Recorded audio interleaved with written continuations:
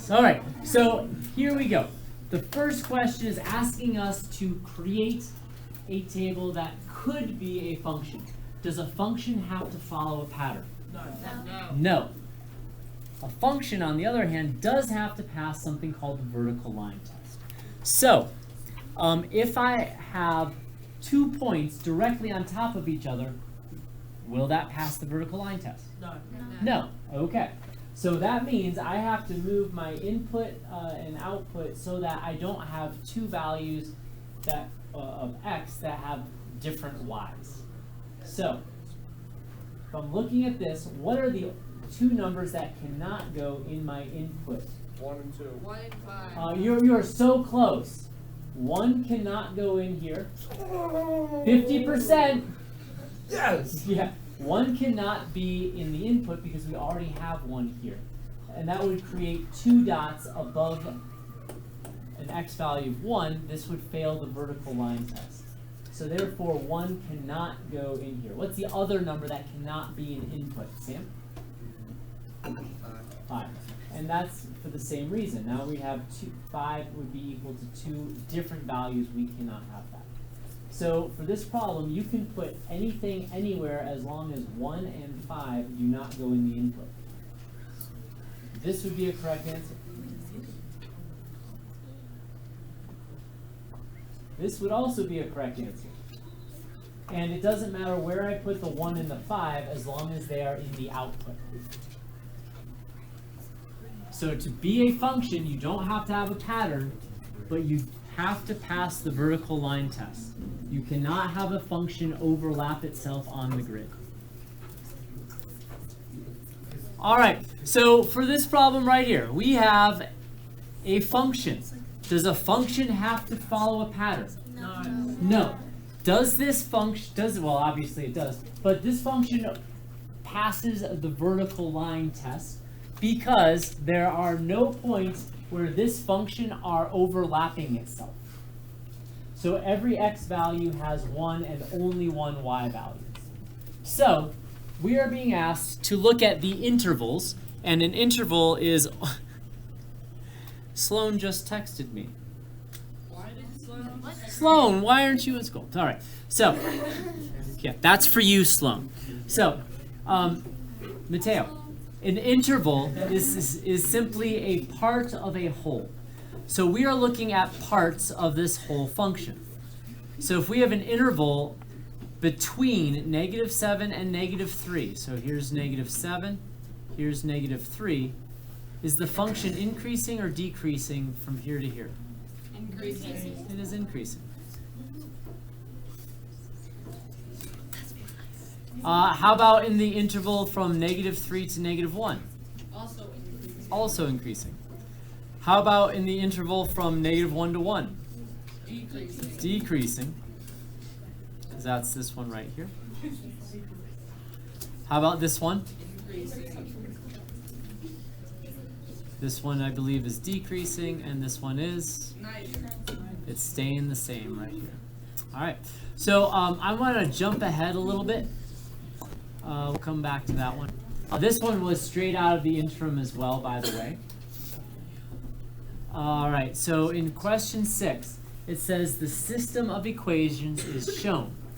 We have talked about systems of equations. A system of equation is simply when you have two lines on the same grid.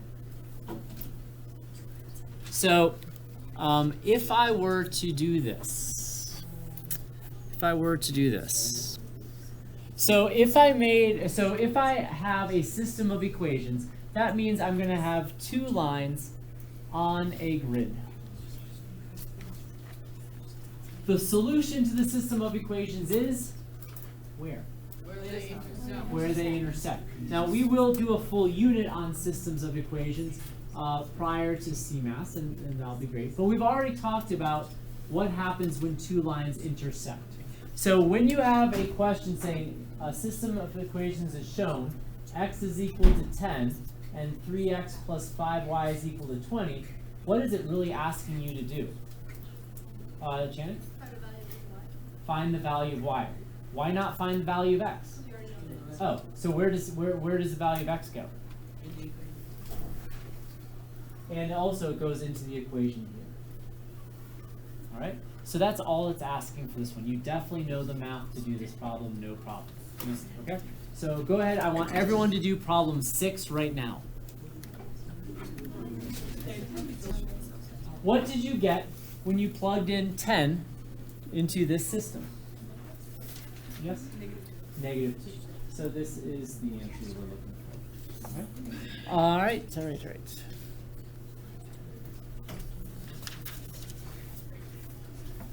This is our asking you to play your favorite game. Is it linear or not linear? Now we did one little step further. Instead of saying linear, not linear, we actually gave names to most of the equations. So obviously we have some quadratics here. So right now I'd like you to do this problem, if you've not done so already.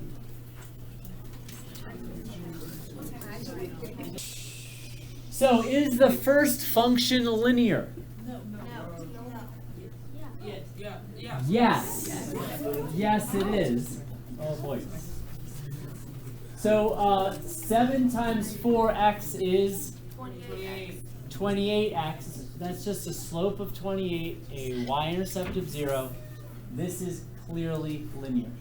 How about the second function? This is non-linear. What kind of relationship is it? Quadratic. Quadratic. How about the third function? Quadratic.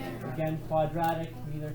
How about the fourth function? Linear. Yep, that's the classic y equals mx plus b. This is the toughest one. X over 2 is? This is linear. Because this is the same thing as saying, y is equal to 1/2 x. Now, it's easy to get this one confused with inverse. Inverse would have the x in the denominator. And that's the difference. How about the third one? Definitely not linear. If it has an exponent, you know it's not linear. That's kind of the easiest way to deal with it. If you remember that, you'll be in good shape. All right. All right. This one was featured heavily in your intro. So you don't have to solve anything. When you have two lines, what are the possible number of solutions? You cannot have 2 solutions in a system of linear equations. You can have 1. What else? Infinite and none. So for you to have 1 solution, it means your slopes cannot be the same. To have infinite solutions, that means your slopes and your y-intercepts are the same. No solution means slopes are the same, y-intercepts are different. If I look at these 2 functions, do I have the same slope? No.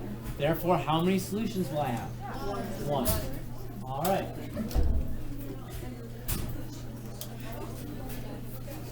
So right now, what I would like you to do is I would like